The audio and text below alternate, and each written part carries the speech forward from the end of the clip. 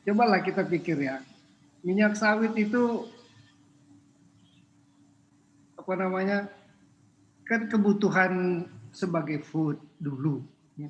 Dengan bertambahnya penduduk, itu artinya konsumsi untuk minyak sawit nambah.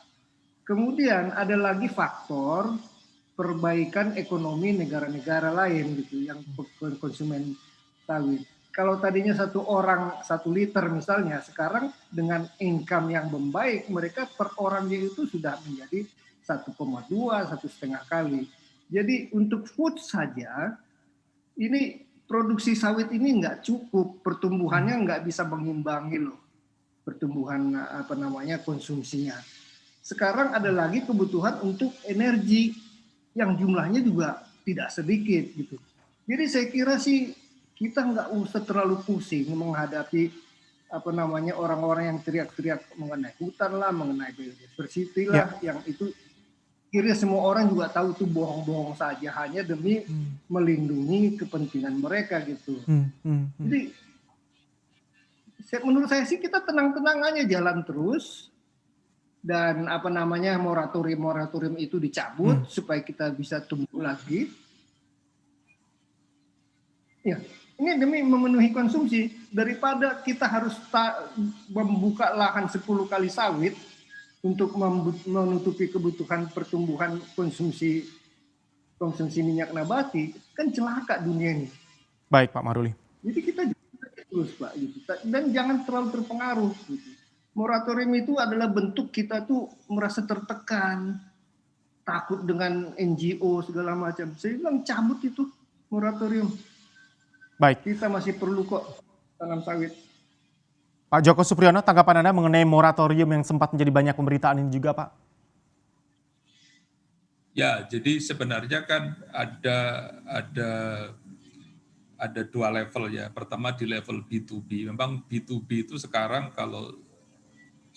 itu sudah sangat tight. Jadi sebenarnya kan kita itu kan bisnis ya sebenarnya pertimbangannya ya pertimbangan bisnis gitu kan. Selama market requirement bisa dipenuhin ya dipenuhin kan gitu ya. Itu sebenarnya konteksnya adalah di dalam B2B apakah itu requirement sustainability segala macam. Kalau kita tolerate itu bisa dipenuhin, penuhin. Kalau tidak ya tidak kan gitu ya. Kita tinggalin marketnya.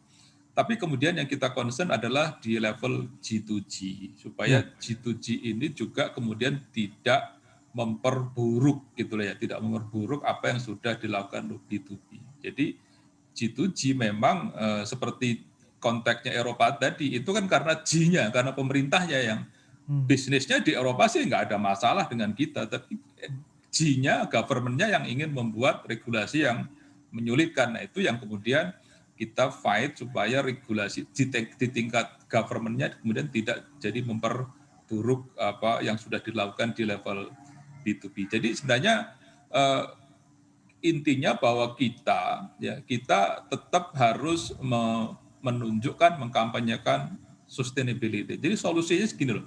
Jadi kita kalau semua orang kampanye no palm oil, saya setuju dengan Pak Mori, no palm oil bukan solusi, karena kalau no palm oil itu akan lebih merusak lingkungan global. Jadi yang kita harus mulai sampaikan, kampanyekan bahwa sustainable palm oil. Jadi no palm oil is not solution, tapi solusinya adalah sustainable palm oil. Nah itulah yang kemudian kita mesti sepakat semua, baik pelaku industri maupun pemerintah, supaya kita justru ini loh sustainable palm oil. Dan Indonesia juga harus mulai mengkampanyekan brandingnya, misalnya ISPO. ISPO sudah ada brandnya dan itulah maksud saya branding dari Indonesia sebagai Indonesian palm oil yang sustainable. Menurut saya sih begitu. Install aplikasi kami CNBC Indonesia di Google Play Store dan App Store untuk mengikuti perkembangan terkini berita bisnis dan ekonomi.